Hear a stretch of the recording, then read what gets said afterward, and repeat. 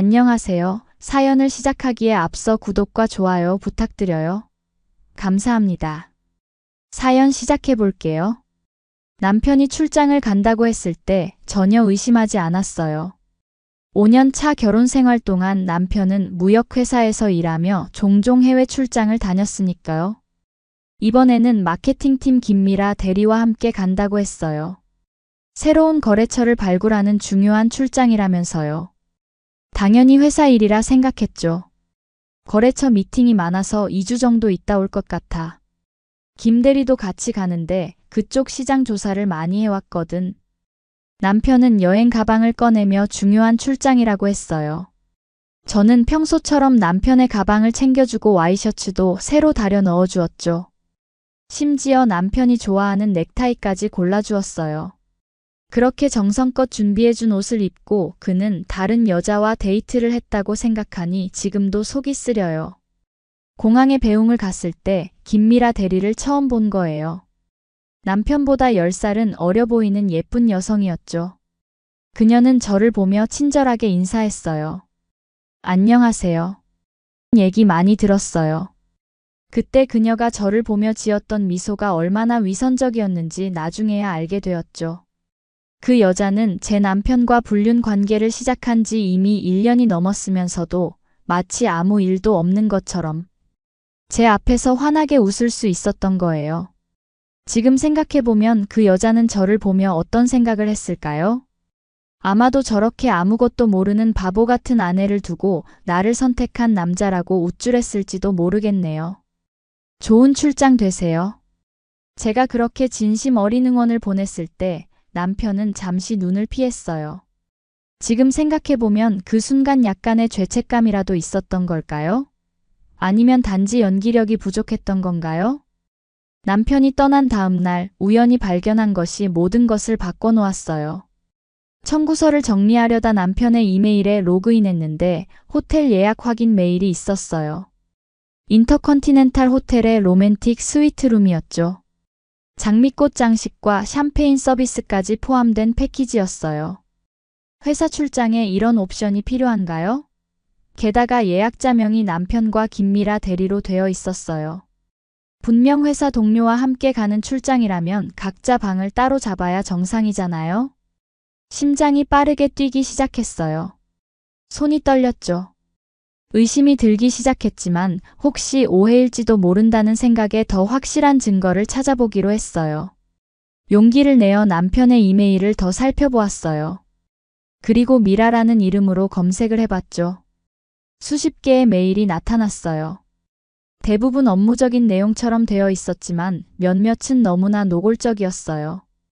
마지막 메일은 3개월 전 날짜였어요. 친정에 간 날이 정확히 기억났어요. 어머니 생신이라 하루 다녀왔었거든요. 그날 남편은 갑자기 회사에 급한 일이 생겼다며 함께 가지 못했었죠. 알고 보니 그 급한 일은 다른 여자를 우리 집, 우리 침대에 들이는 것이었군요. 남편의 클라우드 저장소도 확인했어요. 회사 서류를 찾던 중 개인 폴더를 발견했는데 비밀번호가 걸려 있었어요. 여러 번 시도 끝에 열렸어요. 그 폴더에서 더 충격적인 증거들을 발견했어요.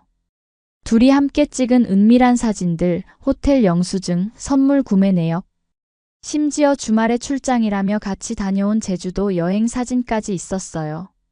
사진 속에서 그들은 너무나 행복해 보였어요. 해변에서 손을 잡고 레스토랑에서 와인을 마시고 심지어 호텔 방에서 찍은 사진도 있었죠. 제 남편이 다른 여자와 찍은 그 모든 추억들. 그 사진들을 보는 동안 제 가슴은 쪼개지는 것 같았어요. 특히 충격적이었던 건 그 사진들 중 몇 장은 제가 알고 있는 장소에서 찍은 것이었다는 점이에요.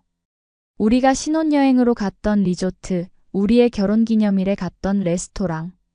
남편은 우리의 특별한 장소에 그 여자를 데려갔던 거예요. 우리의 추억을 더럽히는 것도 모자라 아마도 그 여자에겐 처음이라고 거짓말했겠죠.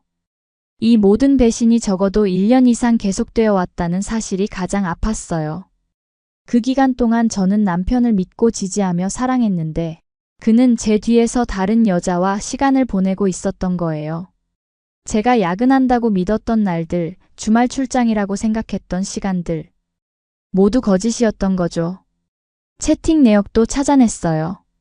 카카오톡은 남편이 항상 잠금을 해두었지만 클라우드에 백업된 메시지를 발견했어요. 거기서 읽은 내용은 정말 참기 힘들었어요. 하루 종일 울었어요. 가슴이 찢어지는 듯한 고통이었죠. 결혼한 지 5년, 연애 기간까지 하면 7년을 함께한 사람이 저를 이렇게 배신하다니. 우리의 추억, 우리의 계획, 우리의 미래.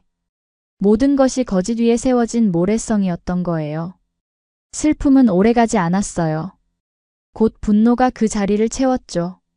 왜 내가 이렇게 무너져야 하지? 왜 내가 상처받아야 하지? 그가 저지른 일인데 내가 이렇게 아파해야 하는 건 불공평했어요. 그래서 복수를 결심했어요. 단순히 이혼하고 끝내는 것이 아니라 그들이 저에게 준 상처만큼 되돌려주고 싶었어요. 우선 모든 증거를 백업해 두었어요. 남편과 김미라의 이메일, 사진, 메시지, 호텔 예약 내역. 모든 것을 USB에 저장하고 클라우드에도 백업했죠. 그리고 제가 가장 신뢰하는 친구이자 변호사인 수진에게 연락했어요. 이혼하고 싶어. 그런데 그냥 이혼하고 싶지 않아. 수진은 제 상황을 듣고 난 후 법적으로 도울 수 있는 모든 방법을 상세히 알려주었어요. 다행히 집은 제 명의였어요. 집 살 때 대출도 제 이름으로 받았거든요. 남편이 신용점수가 낮다는 핑계로 제 이름을 이용했던 거죠. 그때는 그게 불만이었지만 지금은 오히려 다행이라는 생각이 들었어요. 법적으로 집은 온전히 제 소유였기 때문에 제가 원하는 대로 할 수 있었거든요. 남편이 출장 중인 2주일 그 시간을 최대한 활용했어요. 먼저 집에 있는 제 물건들을 정리했어요. 정말 소중한 것들만 남기고 나머지는 모두 정리했죠. 우리의 결혼사진, 웨딩 앨범, 신혼여행 사진. 모두 쓰레기통에 버렸어요. 남편의 흔적을 완전히 지우고 싶었거든요. 다음으로 중요한 것은 집을 처분하는 일이었어요. 부동산 중개업소를 찾아갔어요. 집을 급하게 팔고 싶은데요. 얼마나 빨리 가능할까요? 중개인은 제 상황을 듣고 약간 의아해했지만 제가 단독 소유자임을 확인한 후에는 거래를 진행하는데 문제가 없다고 했어요. 금매로 내놓으시면 가격이 떨어질 수 있어요. 괜찮아요. 최대한 빨리 팔고 싶어요. 시세보다 낮게 해도 상관없어요. 중개인은 저를 이상하게 바라봤지만 더 이상 질문하지 않았어요. 아마도 급하게 파는 이유에 대해 여러 경우를 상상했겠죠. 이혼? 경제적 어려움? 이사? 어떤 이유든 상관없었어요. 제 목표는 명확했으니까요. 시세보다 15% 낮은 가격의 금매로 내놓자 예상대로 즉시 구매 희망자가 나타났어요. 가장 빠르게 계약할 수 있는 구매자를 선택했고 이틀 만에 계약을 마쳤어요. 수진이 모든 법적 절차가 문제없이 진행되도록 도와주었죠. 계약금을 받는 순간 묘한 해방감이 느껴졌어요. 마치 새로운 시작을 위한 첫 발걸음을 내딛는 기분이었죠. 새 아파트 전세 계약금도 걸었어요. 남편과 한참 떨어진 동네의 조용한 아파트였죠. 그리고 남편 몰래 우리 공동 계좌에서 제 개인 계좌로 돈을 옮겼어요. 물론 전부는 아니고 절반만요. 법적으로는 혼인 중 공동 재산이긴 했지만 이혼 소송에서 정산하면 된다고 수진이 조언해줬죠. 남편이 출장 가 있는 곳과 시차가 있어 그가 자고 있을 시간에 모든 일을 처리했어요. 그가 아무것도 모르세요. 마지막으로 가장 중요한 단계였어요. 남편의 회사에 이메일을 보냈죠. 메일 제목은 간단했어요. 귀사 직원들의 불륜 및 회사 경비 부정 사용 증거. 첨부 파일에는 남편과 김미라의 이메일, 호텔 예약 내역, 함께 찍은 사진들, 그리고 회사 경비로 처리된 개인 여행 증빙까지 모든 것을 포함했어요. 특히 강조한 건 이번 싱가포르 출장이 사실은 회사 비용으로 떠난 불륜 여행이라는 점이었어요. 출장비, 항공권, 호텔 숙박비, 식비 모두 회사 경비로 처리하면서 실제로는 개인적인 목적으로 사용했다는 증거였죠. 이건 단순한 불륜을 넘어서 회사에 대한 배임이었어요. 아마도 회사 입장에서는 불륜보다 이 부분이 더 심각한 문제였을 거예요. 모든 준비를 마치고 새 집으로 이사했어요. 남편의 물건은 대부분 버렸고 몇 가지 옷까지만 현관문 앞 쓰레기 봉투에 담아 던져두었어요. 그것이 제가 그에게 남긴 유일한 선물이었죠. 새 집으로 옮긴 첫날 밤 이상하게도 잘 잤어요. 마치 무거운 짐을 내려놓은 것 같은 해방감이 있었거든요. 출장에서 돌아오는 날 예상대로 남편에게서 다급한 전화가 왔어요. 여보, 지금 집에 왔는데 다른 사람들이 살고 있다는데 이게 무슨 일이야? 최대한 차분하게 대답했어요. 아, 거기 이제 우리 집 아니야. 내가 팔았어. 뭐? 어떻게? 어떻게 그럴 수 있어? 내 명의로 된 집이잖아. 당연히 내가 마음대로 할 수 있지. 상간녀랑 살림차린 줄 알고 집 팔았는데. 잠시 침묵이 흘렀어요. 남편이 숨소리만 들렸죠. 왜? 김미라 씨랑 출장 잘 다녀왔어? 로맨틱 스위트룸은 편했어? 즐거웠어? 남편의 목소리가 갑자기 작아졌어요. 어떻게 알았어? 이제 와서 그게 중요해? 참 회사에서 연락 없었어? 아마 곧 올 거야. 너희 둘이 주고받은 메일이랑 사진, 회사 경비 부정 사용한 증거 다 보냈거든. 남편은 순간 말을 잃었어요. 그리고 조금 있다가 애원하듯 말했죠. 여보, 내가 미쳤었어. 정말 미안해. 제발 한 번만 용서해줘. 다시는 안 그럴게. 내가 무릎 꿇고 빌게. 이런 상황에서도 거짓말을 하는 남편이 참 한심했어요. 그의 말은 더 이상 제게 아무런 의미가 없었죠. 미안하다고. 1년이 넘게 나를 속이고 배신하고 그리고 다른 여자랑 해외여행까지 가놓고 용서는 무슨. 이혼 서류는 내 회사로 보냈어. 서명하고 변호사에게 보내. 남편은 계속해서 용서를 빌었지만 제 마음은 이미 돌이킬 수 없었어요. 같은 날 오후 남편에게서 또 전화가 왔어요. 이번에는 목소리가 완전히 달랐죠. 울음 섞인 목소리였어요. 회사에서 해고당했어. 미라도. 우리 둘 다. 그래? 안 됐네. 하지만 그건 내 선택의 결과야.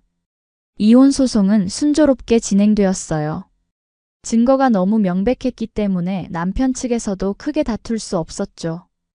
게다가 직장을 잃은 상태라 변호사 비용도 부담스러웠을 거예요. 결국 제가 원하는 대로 이혼 조건이 정해졌고 이혼이 확정되었어요.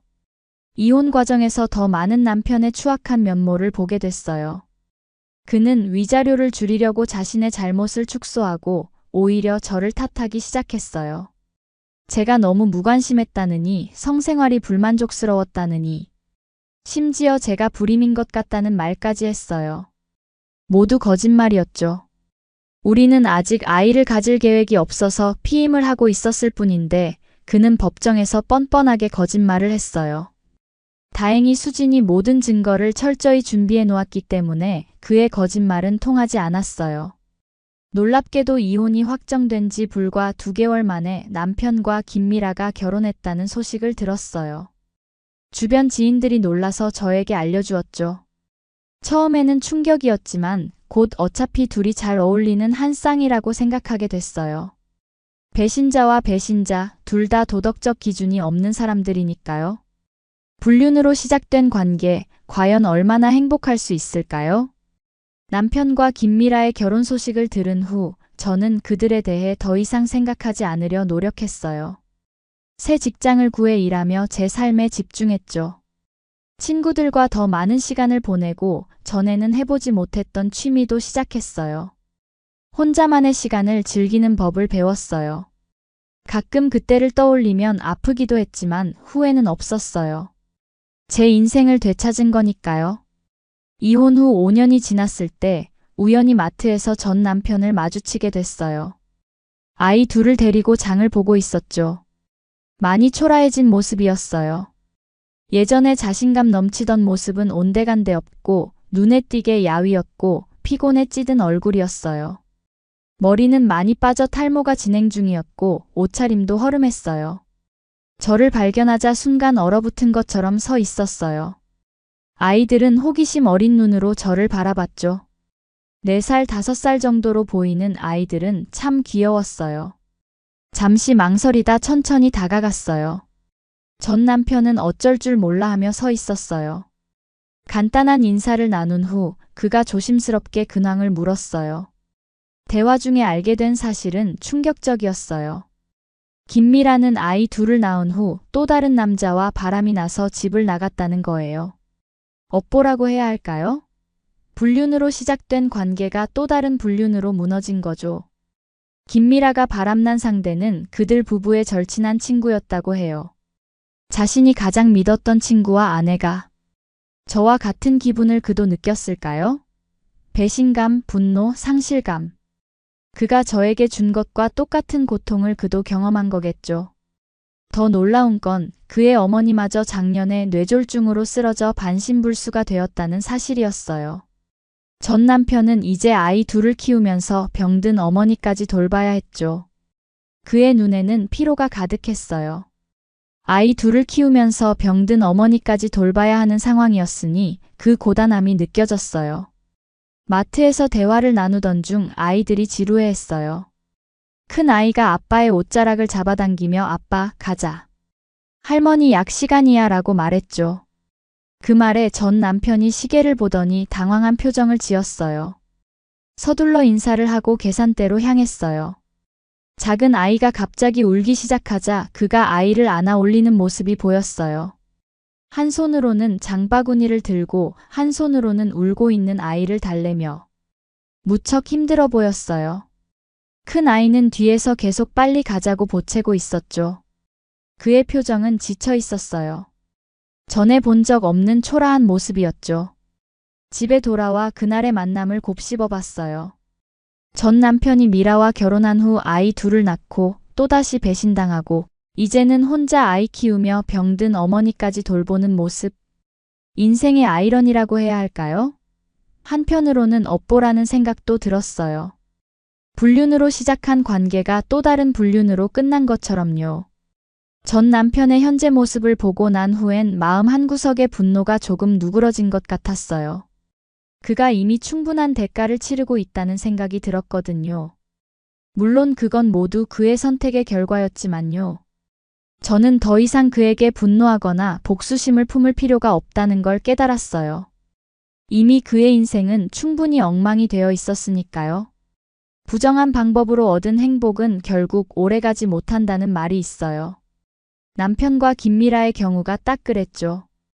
그들은 제 뒤에서 불륜을 저지르며 행복을 찾았다고 착각했지만 결국 그 행복은 오래가지 못했어요. 김미라는 또 다른 남자를 찾아 떠났고 남편은 모든 것을 잃었죠. 집, 직장, 명예. 그리고 그토록 집착했던 여자까지. 어떤 사람들은 제가 너무 잔인했다고 말할지도 모르겠어요. 하지만 저는 그저 정당한 대가를 치르게 했을 뿐이라고 생각해요. 배신에는 대가가 따르는 법이니까요. 그리고 그 대가는 때로는 아주 쓰디쓸 수 있죠. 지금 저는 새로운 사람을 만나 행복한 관계를 맺고 있어요. 제 남자친구는 정직하고 신뢰할 수 있는 사람이에요. 서로를 존중하고 진실하게 대화하며 관계를 만들어가고 있죠. 과거의 상처가 완전히 아물지는 않았지만 그 상처가 저를 더 현명하게 만들어준 것 같아요. 이제는 관계에서 무엇이 중요한지, 어떤 사람을 믿어야 하는지 더 잘 알게 되었으니까요. 돌이켜보면 그 호텔 예약 메일을 발견한 것이 저에게는 축복이었는지도 모르겠어요. 평생 속고 살 수도 있었으니까요. 때로는 가장 아픈 진실이 가장 필요한 것일 수도 있어요. 그 진실이 새로운 시작을 가능하게 해주니까요. 사람들은 흔히 시간이 약이다라고 말해요. 정말 그런 것 같아요. 5년이라는 시간이 지나고 나니 이제는 그 시절을 감정 없이 객관적으로 바라볼 수 있게 됐어요. 남편의 배신, 그 아픔은 여전히 기억에 남아있지만 더 이상 가슴을 조이는 고통은 아니에요. 그저 제 인생의 한 장이 된 이야기일 뿐이죠. 그날 마트에서 만난 후 아이러니하게도 전 남편에게 감사함을 느꼈어요. 만약 그가 저를 배신하지 않았다면 저는 아마도 그런 사람과 평생을 함께 살았을 테니까요. 자신의 잘못은 절대 인정하지 않고 항상 남 탓만 하는 사람과요. 그의 배신은 저를 그런 미래에서 구해준 셈이었어요. 이제 저는 진정한 행복을 찾아가고 있어요. 과거의 상처를 딛고 일어나 더 강해진 자신을 발견했으니까요. 배신은 아프지만 그 아픔을 이겨낸 후에 찾는 행복은 더 진실되고 단단한 것 같아요. 모든 일이 다 지나고 나서 깨달은 건 결국 진실은 언젠가는 드러난다는 거예요. 아무리 교묘하게 거짓말을 하고 속이려 해도 언젠가는 그 가면이 벗겨지는 순간이 오죠. 그리고 그 순간 모든 거짓말은 무너지고 진실만이 남게 돼요. 해외 출장을 상간녀와 떠난 남편. 그 배신은 저에게 큰 상처를 남겼지만 동시에 제 인생을 바꾸는 전환점이 되었어요. 이제 저는 그 아픔을 추억으로 간직한 채 새로운 행복을 향해 나아가고 있어요. 앞으로의 인생에서는 더 이상 누군가에게 배신당하지 않을 만큼 현명해졌으니까요. 제 긴 이야기를 끝까지 들어주셔서 감사합니다. 구독과 좋아요, 알림 설정까지 잊지 마세요.